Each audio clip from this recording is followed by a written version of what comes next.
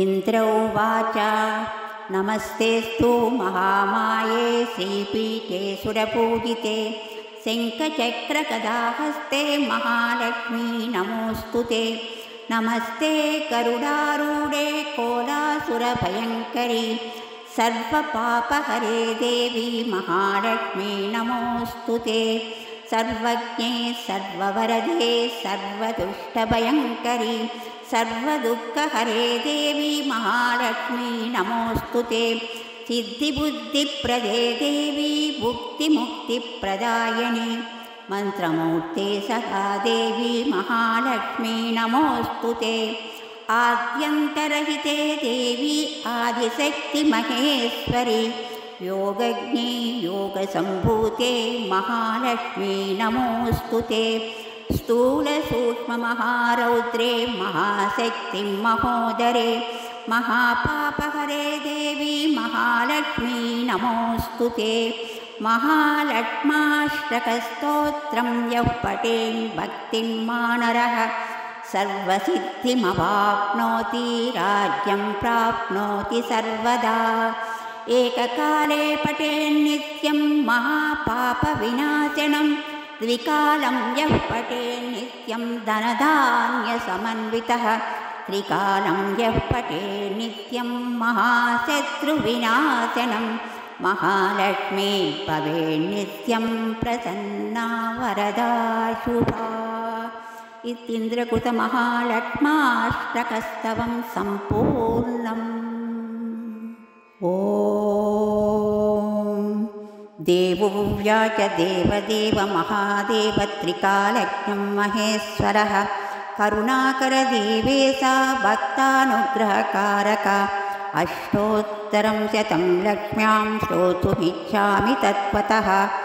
ईश्वर उवाच देवी साधु महाभागे महाभाग्यप्रदायकं सर्वैश्वर्यकरं पुण्यं सर्वपापप्रणाशनं सर्वदारिद्र्यश्रवणं श्रवणात् भुक्तिमुक्तिदं राजवस्यकरं दिव्यं दिव्यं गुह्यतपरं परं दुर्लभं सर्वदेवानां चतुष्षष्टिकलास्पदं पद्मदीनां वरान्तानां निधीनां नित्यदायकं समस्तदेवसंसेव्य अणिमात्यष्टसिद्धिदं किमत्र बपुनोक्तेन देवी प्रत्यक्षदायकं तव प्रीत्याञ्जवक्ष्यामि समाहितमनः शृणु। अष्टोत्तरं शतस्याः सा महालक्ष्मीस्तु देवता क्लीं बीजपदमित्युक्तं शक्तिस्तु भुवनेश्वरी अङ्गन्यासकरन्याससहित्यादिप्रकीर्तः।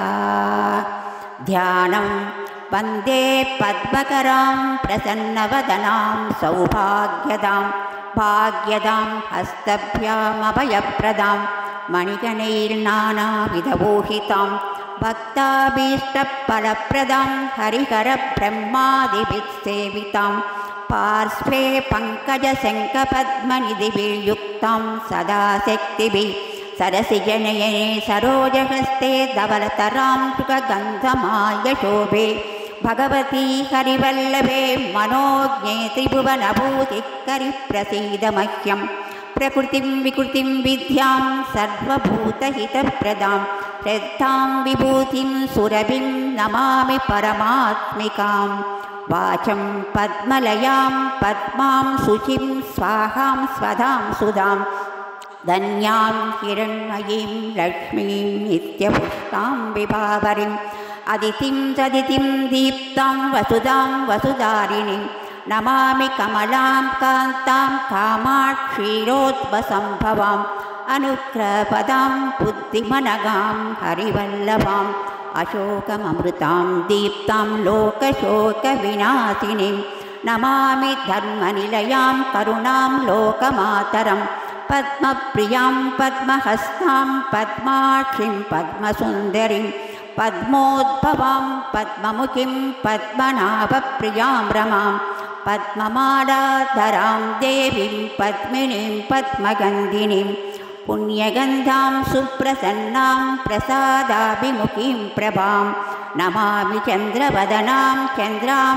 चन्द्रसहोदरीं चतुर्भुजां चन्द्ररूपामिन्दिरामिन्दुशीतलाम् आह्लादजननीं पुष्टिं शिवां शिवकरीं सतीं विमलां विश्वजननीं तुष्टिं दारिद्र्यनाशिनीं प्रीतपुष्करिणीं शान्तां शुक्लमाल्यां वरां श्रियं भास्करीं बिल्वनिलयां वरारोहं यशस्विनीं वसुन्धरामुदाराङ्गां हरिणीं हेममालिनीं धनधान्यकरीं सिद्धिं श्रैणसौम्यां शुभप्रदां रूपवैष्मगतानन्दां वरलक्ष्मीं वसुप्रदां शुभां हिरण्यप्राकारां समुद्रतनयां जयां नमामि मङ्गलां देवीं विष्णुवक्षस्थलस्थितां विष्णुपत्नीं प्रसन्नाक्षीं नारायणः समाश्रितां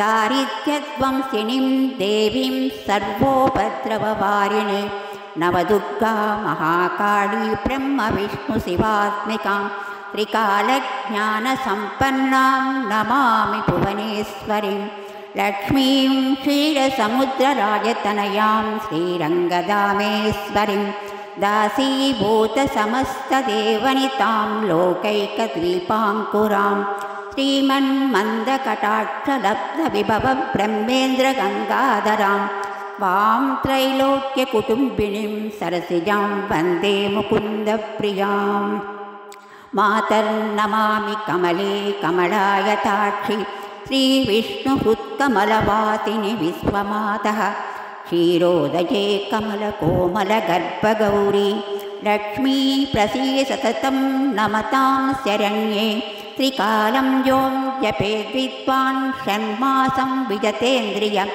दारिद्र्यध्वंसनं कृत्वा सर्वमाप्नोति यत्ततः देवी नामसहस्रेषु पुण्यमष्टोत्तरशतं येन श्रियामवाप्नोति कोटिजन्मदरिद्रतः भृगुवारे शतन्धीमान् पठेद्वत्सरमात्रकम् अष्टैश्वर्यमवाप्नोति कुबेर इव भूतले दारिद्र्यमोचनं नाम स्तोत्रमम्बा परं शतं येन श्रियामवाप्नोति कोटिजन्मदरिद्रतः भुक्त्वा तु विपुलान् भोगन्नस्यात् सायुज्यमाप्नुयात् प्रातःकाले पठे नित्यं सर्वदुःखोपशान्तये पठंस्तु चिन्तयेत् देवीं सर्वाभरणभूषिताम् इति श्रीलक्ष्मी अष्टोत्तरशतनामस्तोत्रं सम्पूर्णम्।